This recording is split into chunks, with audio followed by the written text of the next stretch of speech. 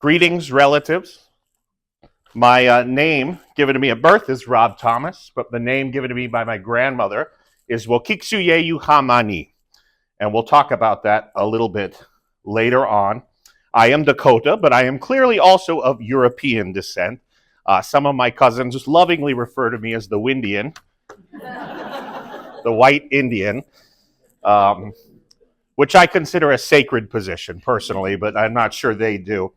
I live in St. Paul with my wife and my niece. My niece is living with us. She's going to the University of Minnesota, and she's studying early childhood education and Dakota language. Yes, it's fantastic. So she's in her just got into her fourth year, and she's already accepted a position at a school out in Rosebud in the Dakotas, teaching Dakota language on the reservation there. So super proud of her. And actually, everything I know in my own language, which is very little, you pretty much heard most of it, I learned from her, because every once in a while when we're sitting down at dinner, she says, "Uncle, you need to learn a little bit more." And then she tells me and I forget. And then she writes it down and sometimes I remember. I am currently the development director at History Theater in St. Paul as my day job. And I'm also, as Dan said, chair of the board for the White Bear Lake Area Historical Society. Proud to be involved in the organization, have been for 6 years now, maybe or so. Happy to serve on that board. I also serve on the board of directors for Minnesota Citizens for the Arts. I want to greet you with a handshake and an open heart, which is a common greeting in our family. And I'm grateful that you've come here to hear my story. And I want to let you know that there are some things that I'm going to talk about today that are going to be a little hard to hear. Not volume-wise, that'll be fine. But just difficult, potentially challenging, some history that you may have learned growing up, a different perspective certainly, a different narrative than maybe you're used to. And there is some violence involved. I will keep it as ungraphic as possible. I know we have some young folks in the audience. But I did want to warn you about that before we get going here. My family's origins are right here in Minnesota, Makoche, the land where the water reflects the clouds. Now, it sounds surprisingly familiar, maybe sort of like a beer slogan, right? Does anyone, yeah? So they got it pretty close, but not quite all the way. So essentially, the water reflects the clouds. So when it's bright and blue, you see that reflection. When it's gray and cloudy, you see that reflection. More specifically, though, my family comes from an area called Badote. It's a sacred area that runs up and down the Minnesota River Valley. It's where the two big rivers converge, where there's a special, special energy.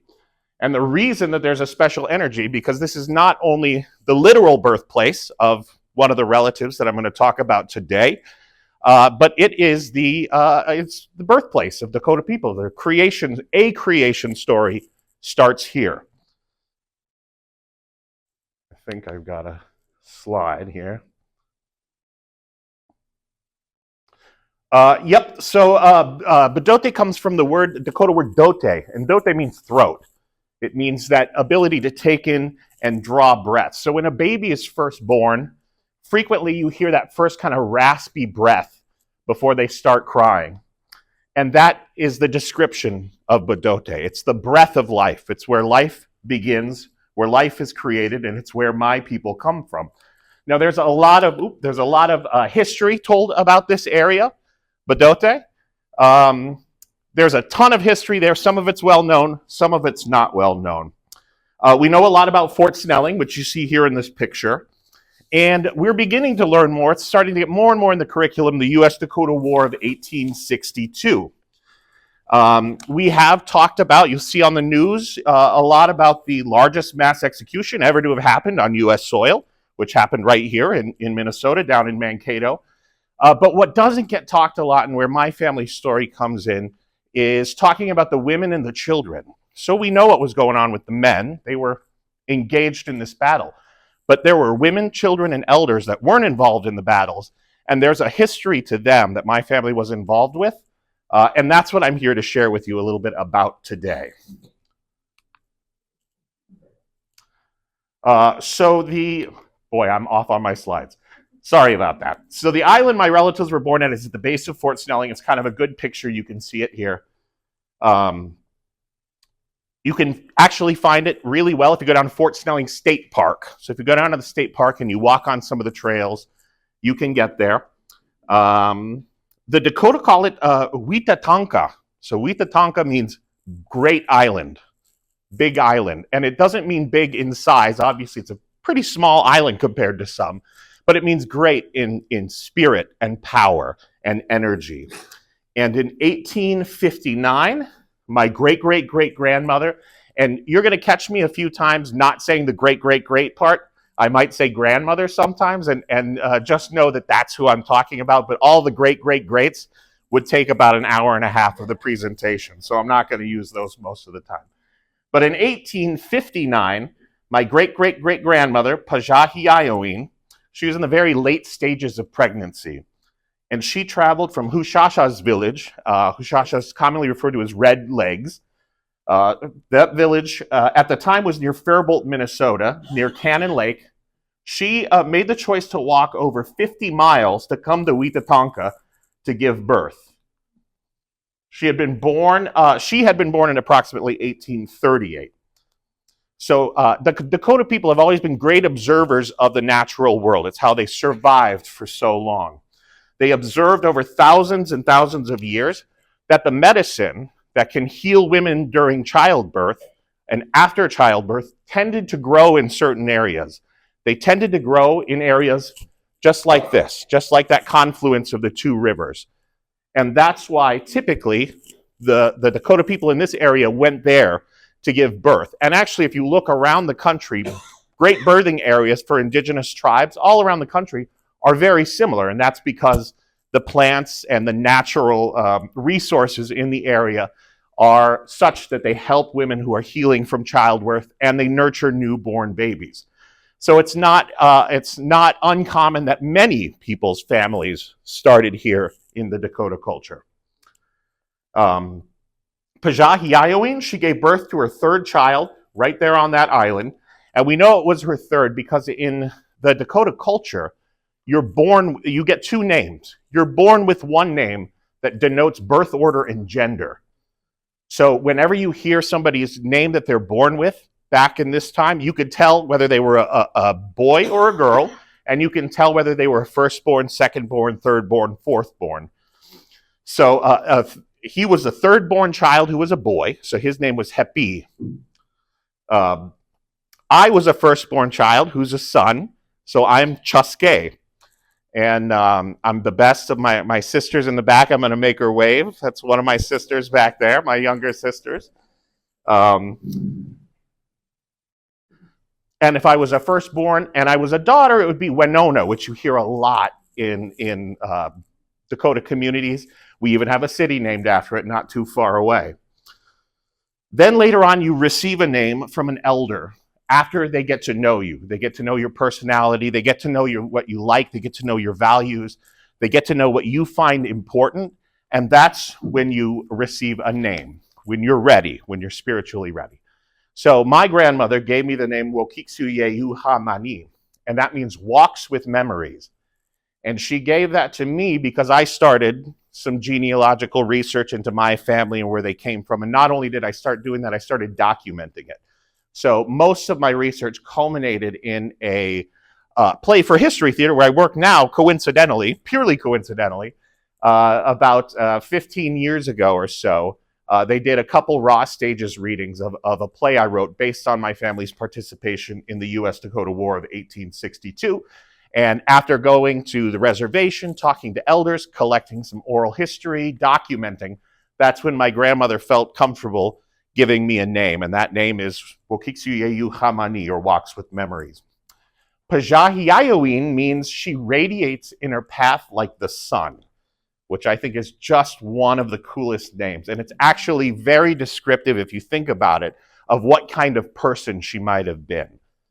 Very warm. People wanted to be around her. She exuded some sort of energy and something that made her elders think that she radiated in her path like the sun. So Pajahiayoween and her husband Maza Adidi, whose name translates to walks on iron, In 1859, came right here in this photo, where this photo was taken, and gave birth to their third son. And that son is my grandmother's grandfather. So I want you to put that in context of your understanding too. How many people in this room can think of, somebody, their grandparents' parents, or their grandparents' grandparents? When we think about that, it's really not that long ago. We're talking a little over 160 some odd years here. So a lot of times what happens is we kind of force the language to talk about things in the past, like their history, like they were so long ago that we shouldn't be worried about it. That happens a lot. That's a tactic that gets used in order to control narratives. I get it. It happens. But when we think about it, we're talking about somebody was born here that my grandmother lived with. My grandmother knew him, lived with him. It was not that long ago. When we talk about most, oh, nope, skip that, sorry about that. So after she gave birth, they went back to their village. Soon after, in 1862, the U.S.-Dakota War broke out. See, I think I had a slide of, yeah. The U.S.-Dakota War broke out, and my grandfather, Maza Adidi, he actually participated in battles in the war. Now that war lasted about 6 weeks along the Minnesota River Valley. And the only reason it really lasted that long, 6 weeks, is because there was another slightly bigger war happening in the 1860s. And a lot of Minnesota's most well-trained troops, people of fighting age, had been sent to fight in the Civil War. So what we were left with here in Minnesota were some farmers, farm hands, farm kids, people who were too valuable to keep here working the land. Otherwise, historians will say that the war wouldn't even have lasted that long. It would have been snuffed out quick. We had a lot of people with a lot of guns fighting indigenous folks who were just learning to use those tools and implementations. So it only lasted about 6 weeks. The Army was quick to round up the men, put them in shackles, put them through military tribunals. And actually, when my grandfather, Maza Adidi, was arrested, the day he was arrested, his wife gave birth to their fourth child, a brand new newborn. So the Army separates the men and the women, and the intent with the men is to kill or imprison them. And the women are forced marched in terrible conditions in an attempt to weaken, humiliate, and kill them also. So the war is talked about more frequently, but rarely do we talk about that march. And on this march was my grandmother, Pajahi Ioween, her 4 children, including a newborn, and someone referred to in family stories and in family documents as her old mother. Now, she wasn't very old herself, so I'm not sure what her old mother means. I'm not sure what we describe as old back then, but that's all the information we have. I don't even know her old mother's name or anything. The document, there was no written language until well after this. So some of that didn't get documented. In the description of this program, I used the term Trail of Tears. In leading up to this program, I got stopped by a lot of people I know who knew I was doing this and said, Trail of Tears, that's something that happened somewhere else. What do you mean Trail of Tears in Minnesota? That didn't happen here. And we know about the Trail of Tears. We know about it because we teach about it in school. But we taught that that's something that happened in the Southeast, that happened to the Cherokee. In Minnesota schools, we teach about the Trail of Tears, but we frequently ignore our own forced march that happened right here on the Minnesota frontier. And unfortunately, in this march, many, many, many people died along the way. And we'll come back to that in a minute. We'll go back to my great-great-great-grandfather, I'll do it a couple times, Maza Adidi, who was arrested and went through one of these tribunals. And he was sentenced to death for his participation in the U.S.-Dakota War. And it was pretty easy to sentence these guys to death. Most of them were sentenced to death. Many of the witnesses in these tribunals were the same person or from the same family. These men were speaking through a translator, so the Dakota people would say something, an Indian agent or a trader would transfer and translate the language into English, and then all the English that was spoken, though, would not be translated back to Dakota for the Dakota person to hear. The Dakota person, in many cases, had no idea if they were being accurately represented. The translators could have made whatever they want up, and nobody would have known difference. They had essentially no ability to defend themselves at all. And these tribunals, on average, all of them were less than 5 minutes long. So 5-minute tribunals to sentence several hundred men to death. And this is some of what I tell you is family stories. Some of what I tell you is well documented. You can actually find the transcripts of every tribunal in the Gale Family Library at the Minnesota History Center. Back when I was looking it up, it was on microfiche, but I'm going to assume that they probably have it digitalized now and you can find it that way. But the documentation is all there of everything that happened. 303 Dakota men were sentenced to death. And this was just weeks after the Emancipation Proclamation was released.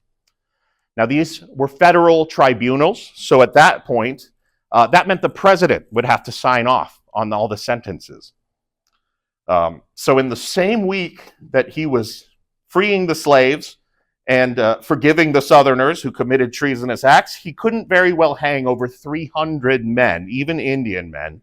So they decided to commute some of the charges, including my grandfather's. So 38 men at one time were hanged in Mankato in the largest mass execution still to this day, and 2 more were hanged at a later date. And we actually have a picture here. So it was a mass execution, all hanged at the same time, not one at a time. It was a display, and all the paintings and pictures from the time, people got dressed to the nines to come and watch it. It was a sportful event. It was entertainment as well as retribution.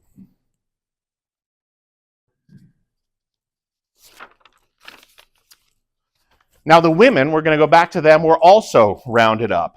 So on November 7th, 1862, and that's the part of the story that doesn't get talked about as much. That's the part of the story I'm going to talk about now, which is Minnesota's Death March for Women and Children and Elders.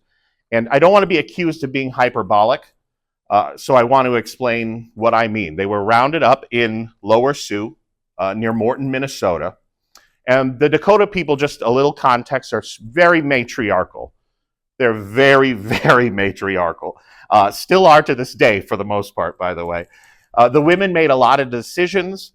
The women carried the weight and had the most to say because they carry the babies. They carry the sacred little ones. They literally have the future of the entire people in their hands. The women owned the lodging. They owned the houses. So there used to be a system for marriage and divorce in the community, and divorce was not acrimonious. It was just decided to part ways. The woman would keep the house because it belonged to the woman, and the man would go live with his family, would go move in with his parents. So some things never change, which is nice to know. It was also fairly democratic. In those days, the Dakota people made decisions by consensus, not majority, but by consensus. So big decisions were made. They would gather everybody together, and we're not talking about thousands of people. We're talking about sometimes less than 100 in these bands, and they would decide what to do together. So I always think about how strong one's values would have to be and how incredibly dedicated you are to something in order to get buy-in from everyone around you. It blows my mind, because if I asked you right now, if I said, we're all going to dinner, where should we go? It would take us 2 days to figure out where we all wanted to eat. And that type of thing happened by consensus. But the word Dakota comes from a different word, which is O Dakota, which means peacemakers, or a state and being of peace. So peace was always the goal for the Dakota people. They knew that the primary thing they knew is that they didn't want to put their kids in danger. They didn't want their kids. They didn't want the future. They didn't want the young ones to have to fight. They didn't want the young ones to get hurt. They didn't want the young ones to die. So that's why they made the decisions that they made. The women had the stronger voice, and the grandmothers had the strongest voice of all, because everybody came through the grandmother. You know, she's looking out for kids, she's looking out for grandkids, in some situations, great grandkids. They had the most powerful voice at all. In fact, our grandma used to say, when we call her bossy, she'd say, "I'm not bossy, I'm matriarchal." So husbands, feel free to use that one if if your wife say, "You're being a little matriarchal today, aren't you?" So my great-great-great-grandmother, she was rounded up with 1,700 other women, children, and elders. And when they were rounded up, they weren't communicated with. They weren't told what was going to happen. They weren't told where they were going. They weren't even told that they were going anywhere in particular. They were told nothing. They didn't know what was going on with their husbands, their sons, their fathers. They just knew that they had been shackled up and taken away.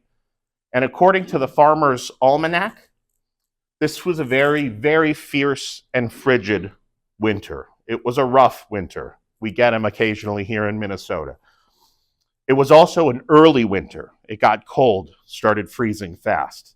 So women, children, and elders were gathered together and were told to walk. They were given a direction and told to walk, and told that if they'd stop walking, they'd be bayoneted. So they were lined up on the sides with soldiers with bayonets, and the minute somebody stopped, they would be killed. And their bodies weren't brought along for proper funeral rites. They were tossed aside on the road very specifically. And I'll tell you, this information is not just family stories. There are actually some of the soldiers on this little journey kept journals. And they're the ones who provided a lot of this information about the specifics, about bodies being tossed on the side of the road. Now, there are burial protocols in every culture, but the Dakota people have a very specific methods for sending people back to the stars, back to the spirit world. And not being able to do that is culturally devastating. They weren't given any warning to grab warm clothes. They didn't know they were going anywhere. They didn't bring extra food. They didn't grab extra blankets. Governor Alexander Ramsey, who we see his name quite a bit around here, especially, maybe even on the building now that I think about it, he has a pretty famous quote, and I'm sure a lot of you have heard it, but if not, I'm going to read it for you. "The Sioux Indians of Minnesota must be exterminated or driven forever beyond the borders of this state." And he flat out said it. He wasn't just trying to sneak in and do it. He was coming right out and saying exactly what he intended to do: extermination or removal. So rather than just get them out of the state, they were purposefully marched to exterminate as many as they could. And the hardest part was they marched them through the towns where battles had occurred, where townsfolk were still burying their dead, where emotions were raw, where word was being spread about the merciless Indian savages. But they didn't just march them there, they gave them a heads up. In New Ulm, they gave them 2 hours notice. Somebody got ahead, rode a horse, gave them, said, in 2 hours, the women and children of the men who murdered your husbands and sons will be marching through the towns. So you can see the route. It's a very purposeful route to take them through all of the areas of conflict throughout the Dakota War. And the towns prepared. They collected rocks and farming implementations, they boiled water, and they were ready. And in that first town, the men and women committed heinous acts of atrocities against these women, children, and elders. And there are in these journals some graphic depictions of exactly what happened. I'm not going to share them here. I don't need to share them here.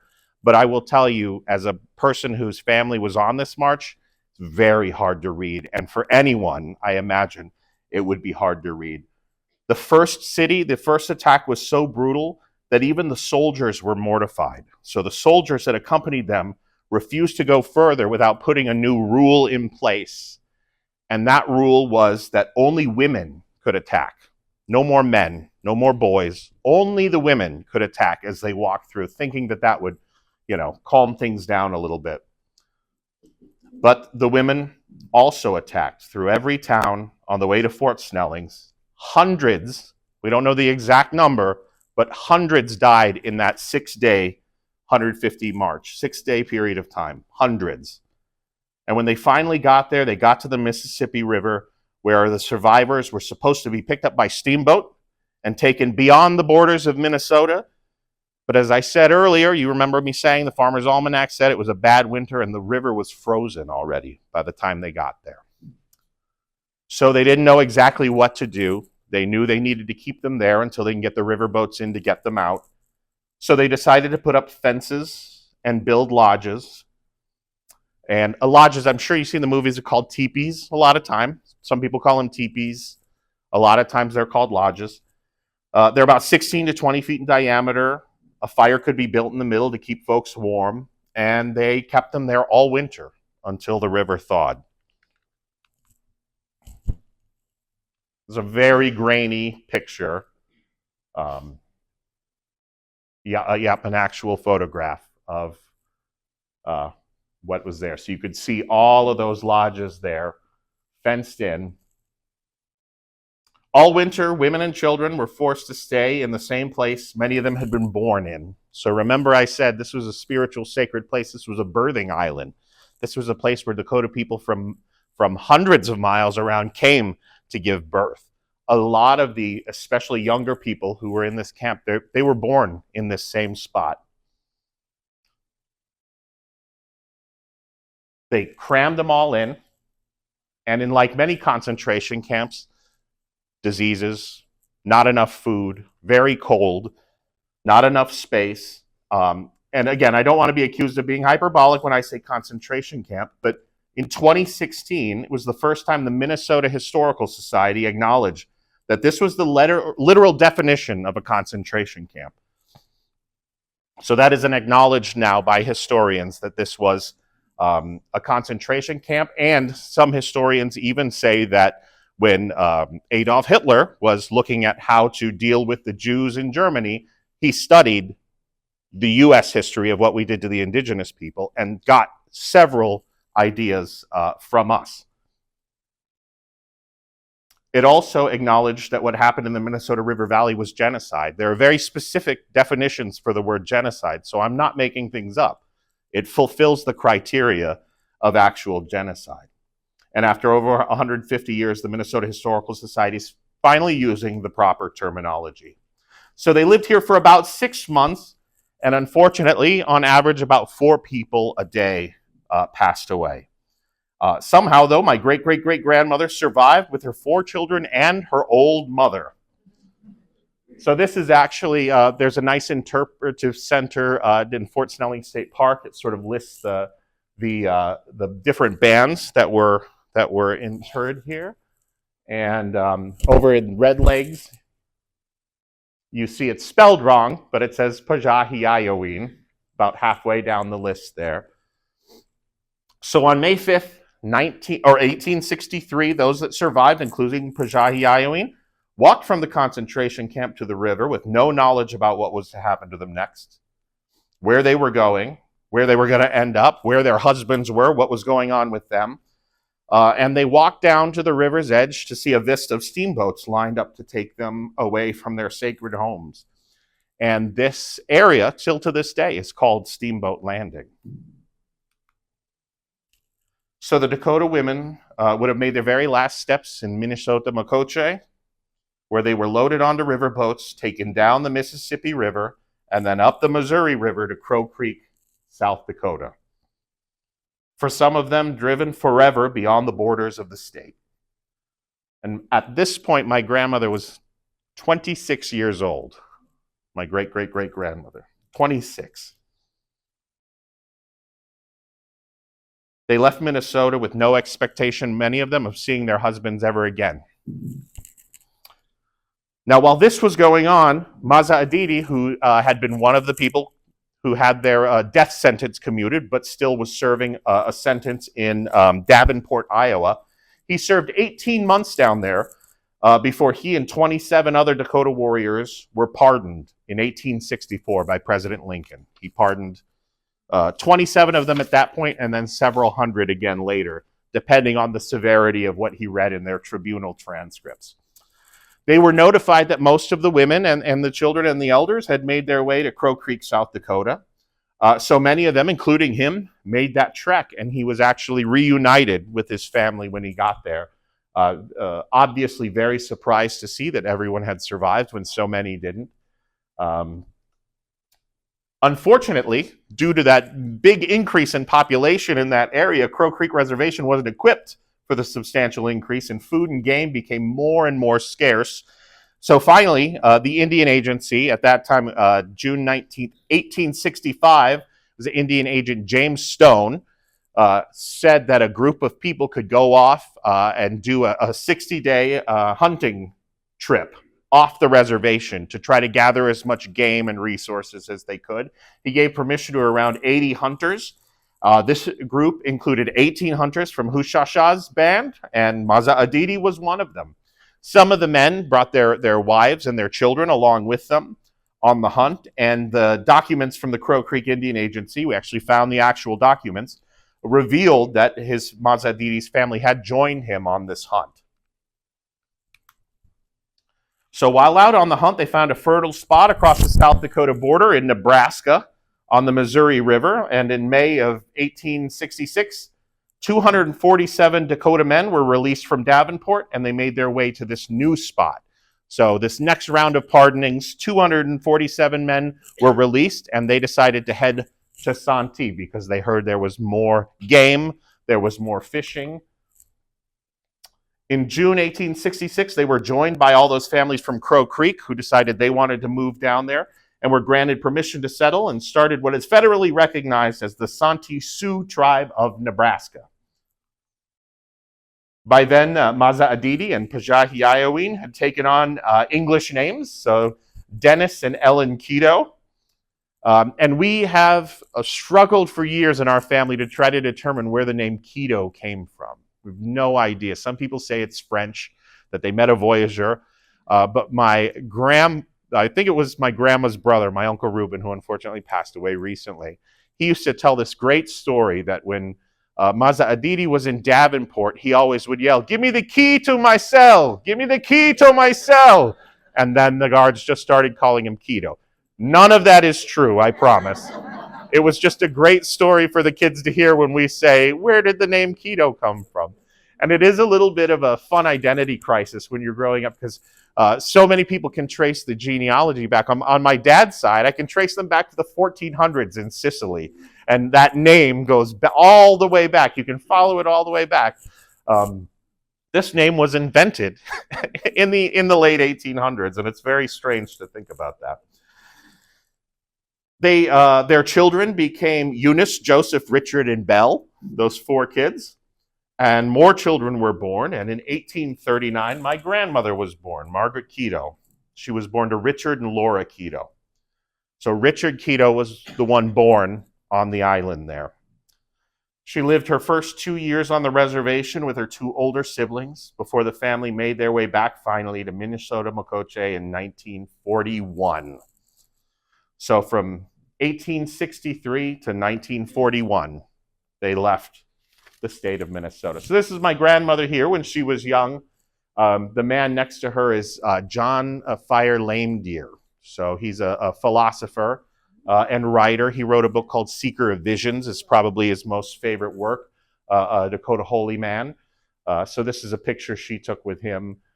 Wearing, my uncle was gifted this headdress when he was one of the first, I believe either the 8th or the 9th, I didn't write it down so I'm not going to remember, 8th student, Native American student to graduate from the University of Minnesota, the 8th out of all the students to graduate. And he was gifted a headdress for his accomplishment. And this is her being silly wearing it while hanging out with one of the most prolific and profound people in the Dakota culture. It's a big deal that they came back to Minnesota in 1941 because still to this day, this very day technically, it's still illegal for Dakota people to live in the state. So the Dakota Removal Act of 1863 still, after over 160 years, is on the books. It's a federal law. So obviously it's not enforced because we're all over the place now. But coming home to Minnesota and living in Minnesota was an act of defiance, especially at that time. And now we're all here. There's my sister. I didn't know she was going to be here tonight, so hopefully she thinks I picked a flattering picture. Um, we're here. My grandmother used to have a phase. She sometimes said, it's hard enough just being Indian and being alive. And when I was a kid, I thought it was just something she said when I was complaining about something that I thought was going to be hard. And she would remind me how hard it is just to be Indian and be alive. And I just thought it was a silly thing she used to say. But when I think about what our family endured over 160 years, surviving a genocide, a concentration camp, watching everything they knew systemically stripped from them, learning to live in a world that was not only not made for them, but was forged in an attempt to exterminate and banish them, and having to live in that society, it takes on a lot more meaning at that point. So that is the end of my formal presentation. So that's there's a little tribute to the memory of what happened there. That they've dismantled it recently because they're cleaning it and putting a new one up. There's a big, lovely piece of pipestone there. And at the end of the march, what we did throughout the march is we took sticks with little prayer flags on them, and we wrote the name of the head of household of every family that was on that march. And every mile planted a stake with a couple names on it, said a little prayer, allowed the family, if they were there, an opportunity to say something and grieve a little bit. So we all walked the 150 miles from Morton to here, and then had a little ceremony down in this area. So this is at Fort Snelling State Park. This is down, it's not specifically a public area, it's down some hills, you got to get there. In fact, there's a great story. The last year my grandmother went on it. She was in a wheelchair for the most part by that point, and she wanted to go down and get closer and see. And so a bunch of people just went and grabbed the wheelchair and hauled her down the hill and put her where she wanted to be. And that's sort of I always think about that when I think about how we treat our elders and how revered elders are in the Dakota community. And she wanted to be closer, so without thinking twice, strangers, relative strangers, went and scooped her up and brought her down and planted her right where she wanted to be, and then helped bring her back up again at the end. And they would do it for any elder, and not just Native elders. You know, any elder needed help. That's the kind of the reaction that we want to keep perpetuating in our families. That's what we teach our kids. We make sure that any family gathering, we serve the elders first. We make a plate for them and bring it to them. And that's just the way we do things. And it's still perpetuated within our family anyway, and hopefully within many other families too. And I think Dan's giving me the wrap up sign. So thank you all so much.